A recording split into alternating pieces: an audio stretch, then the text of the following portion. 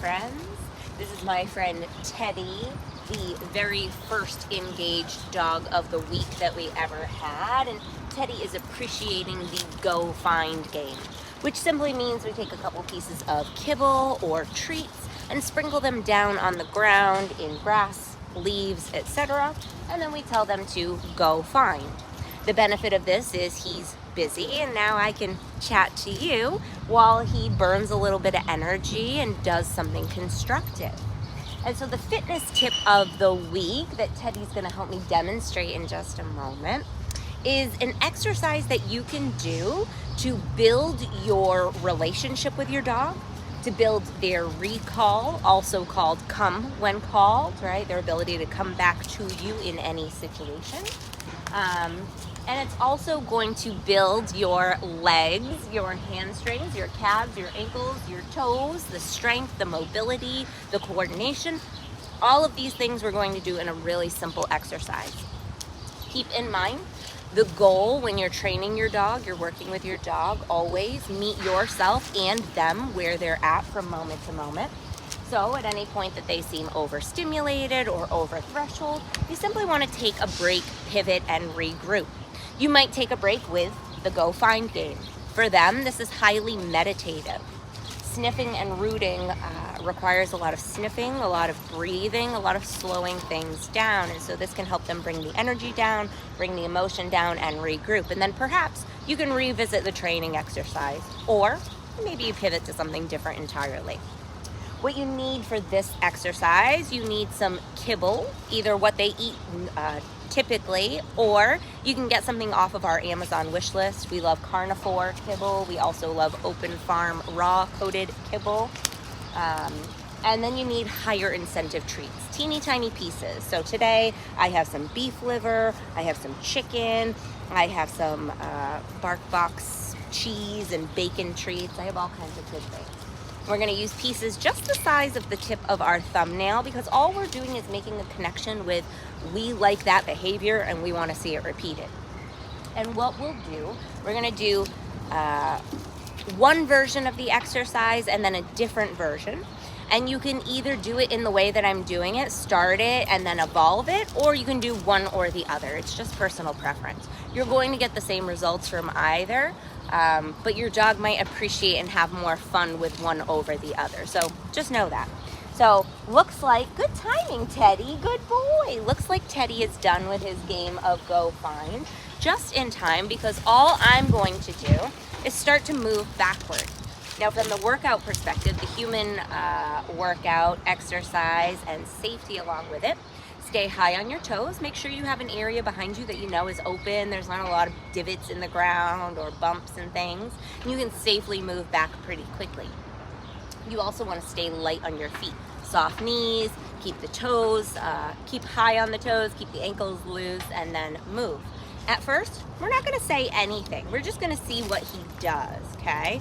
And then we'll build on it. So we'll start with saying nothing, then we'll pair it with his name to build that recall, and then you'll see how it evolves. I'll end up getting him away from me and then calling him back to me for a more structured recall, okay? So let's see what he does.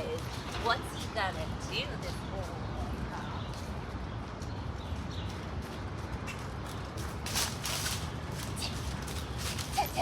Dead. Oh, good boy, good boy, good boy, good. Now I had to say his name, and that's okay. Good boy, because now I didn't have to, right? It depends on your dog's motivation, okay? So we're going to keep it going a few times, and now I'm going to incorporate saying his name and moving backwards so that I'm calling him toward me, right? He's already doing the behavior, we're just putting the name. Teddy, yes, good boy.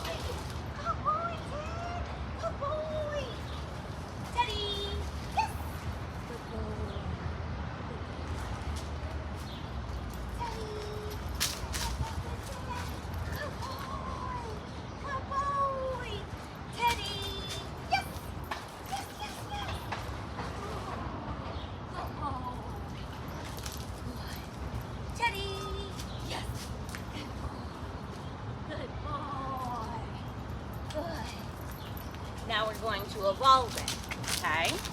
You want to throw a piece of kibble away from you. tell them to go find, and then you're going to start moving backwards.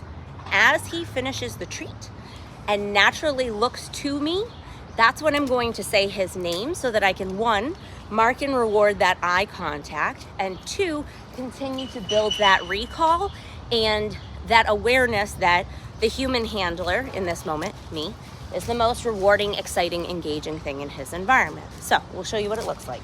Basic kibble gets thrown away, high incentive snacks when he gets to you, lots of little pieces, very exciting, and then repeat, okay? Notice how quick he's like, yeah, I'm over this is fine.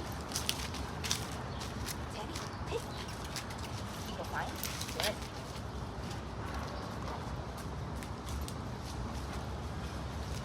Teddy! Yes! Good boy! Good boy, good boy! Good boy! Go find him. Teddy! Yes! Good boy! Good boy! Okay, go find him. Teddy! Yes! Yes, yes, yes, yes, yes, yes, yes! Good boy! Good boy! Good! Good job! Good job! Okay, go find him.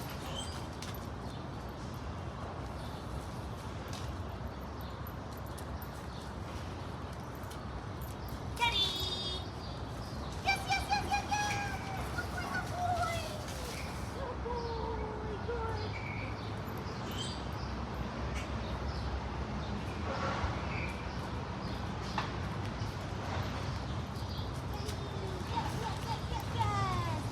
boy! Good! Good boy, be free. So good. So you get the gist, right? We're creating a situation that, 1, is a lot of fun for them.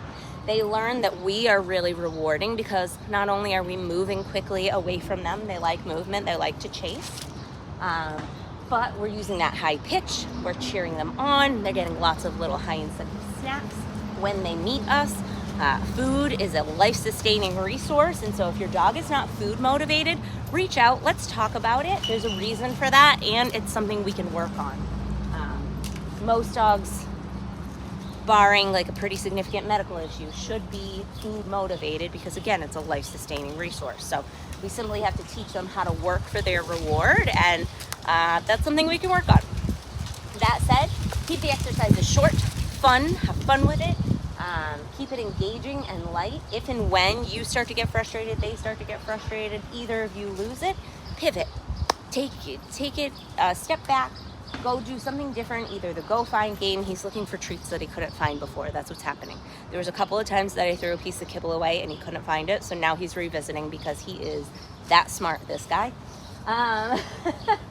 And so you can pivot and work on anything else. Go take a sniffy break, play the go find game, do some stationary work, sitting and observing, go walk with some freedom, do more structured leash training, whatever it is that, good boy, Ted, good boy, look at him go, good boy. Now notice, didn't have to say C-O-M-E, didn't have to move.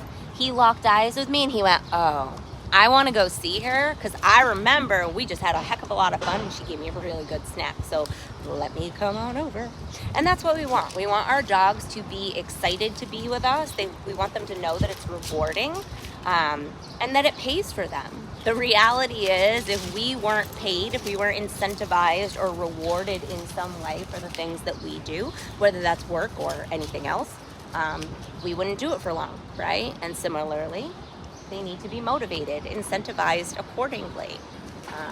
We also want to keep in mind that at full development, most dogs have the average emotional intelligence of a toddler. And so keep that in mind. If and when your dog is struggling, let's go back to the last place they were successful. Let's meet them where they're at, try and set them up for success as best we can. And always remember that they're not trying to give us a hard time. They're having a hard time, right?